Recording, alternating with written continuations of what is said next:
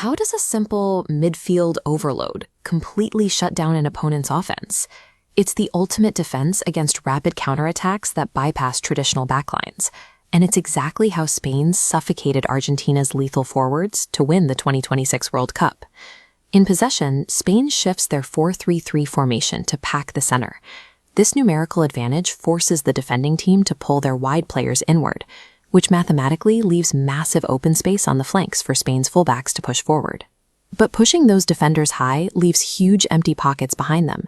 If Spain loses the ball, one quick pass into that space creates a deadly counterattack.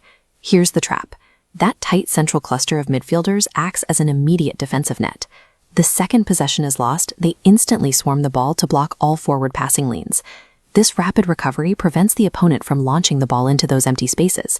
It traps them deep in their own half, restarting Spain's suffocating possession cycle. And that high-scoring Argentine counterattack waiting for a mistake in the final, Spain's midfield net completely choked them out for 90 minutes to secure the World Cup trophy. How does a tiny nation stop world-class superstars? They eliminate the space between their defense and midfield. Ferdy's World Cup opener against Spain, they dropped all 11 players into a hyper-disciplined shape. Watch how their defensive and midfield lines squeeze tightly together. By collapsing vertically, they completely erase any playable space in the center of the pitch. Spain tries to break this by passing backward, baiting the midfielders to step up. If even one player breaks formation to chase the ball, a massive gap opens up for attackers. But they refuse the bait. Instead of chasing, the entire unit shifts side to side as a single connected block. Every player takes positional cues from their teammates, keeping the wall perfectly intact. Eventually, a frustrated Spanish attacker forces a bad pass. The moment Cape Verde steals it, they instantly trigger a direct counterattack, launching their wingers and lone striker into Spain's exposed half. And that terrifying Spanish offense? They were held scoreless, proving that when you don't have superstars, perfect tactical discipline can beat individual talent. Morgan Rogers to Chelsea isn't just another transfer, it's a tactical masterstroke. Why? Because Chelsea has a massive problem moving the ball from their deep midfielders into dangerous scoring areas. Picture a standard build-up. The ball is stalled near the center circle, trapped against a compact defensive wall. To fix this, you need a player who can operate in the half spaces, those vertical corridors right between the wing and the center of the pitch. That's Rogers. But receiving the ball here is incredibly difficult. Opposing defensive lines naturally squeeze together to choke out this exact space. Here's where his physical profile changes the game. Instead of passing backward, Rogers physically holds off a defender while taking the pass in this tight pocket. By successfully anchoring the ball in that dangerous zone, he forces an opposing center back to step up and leave the defensive line. That single movement instantly creates a structural gap for Chelsea's fast wingers to exploit. So that stalled possession from the center circle we saw earlier, Rogers receives the pass, turns his man, and the entire attack instantly clicks into gear for a clear shot on goal. The false nine tactical role completely broke modern football defense. Traditional strikers stay high up the pitch, which leaves their midfield totally outnumbered.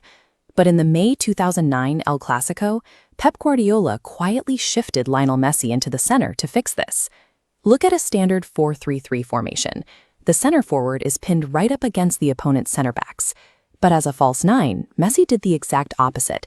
He abandoned the front line and dropped deep into the midfield. Suddenly, Barcelona had a massive numerical advantage in the center. This allowed them to easily dominate possession and created a nightmare for the defending center backs, who suddenly had no one to mark. Guardiola built a lose-lose trap. If a center back steps up to follow Messi, they leave a massive hole in the defensive line. But if the defenders stay back to protect the box, Messi gets all the free time and space to dictate play. The second the trap springs, the wide wingers react. They sprint diagonally into the empty space behind the defense. And that 2009 El Clasico against Real Madrid, they couldn't solve the trap, suffering a historic 6-2 blowout on their own home turf. When most soccer teams lose the ball, they retreat. But Jurgen Klopp's diamond press mathematically eliminated every option instantly. Imagine an opposing midfielder receives a pass right next to the sideline. The second they touch it, the closest Dortmund defender sprints directly at them. This forces the attacker's head down. But rushing just one player creates a massive geometrical vulnerability. It leaves nearby teammates wide open for an easy escape pass. So here is how the trap is actually sprung. As that first defender attacks, two Dortmund teammates simultaneously sprint to physically block those left and right targets. They form the sides of the diamond. Finally, a fourth player drops in directly behind the group. This completely seals the base, cutting off their last desperate option of a long clearance. And that panicked midfielder trapped on the sideline? With every single pass geometrically blocked, the net closes and they lose the ball instantly. The most dangerous moment in football isn't when you're defending. It's the exact second you lose the ball, because goals happen instantly after a mistake. That's why elite coaches obsess over the defensive transition. Take a blue team pushing their fullbacks high for a cross, but a red midfielder suddenly intercepts the pass. Because the blue team's momentum was moving forward, massive unprotected spaces are left exposed behind them. That red player only needs a split second to look up and play a devastating forward pass into that empty space. This is where the first 5 seconds dictate everything. The nearest blue players must abandon their attacking runs and swarm the ball carrier to block their vision and force a bad touch. This instant coordinated reaction to win the ball back is called counter-pressing.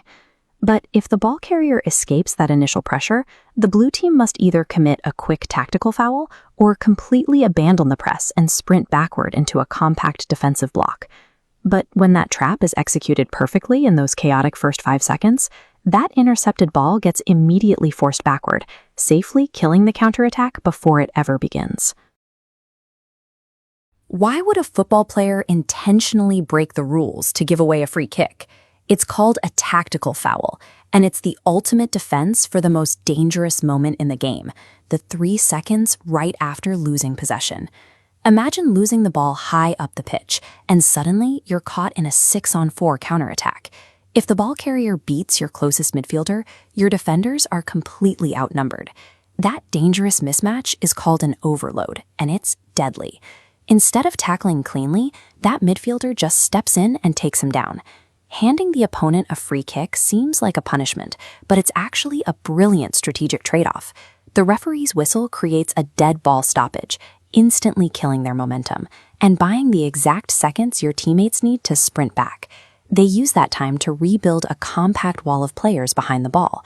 So that terrifying 6-on-4 sprint towards your goal that threatened to score, it's totally erased, replaced by a harmless free kick against a fully set, locked-down defense.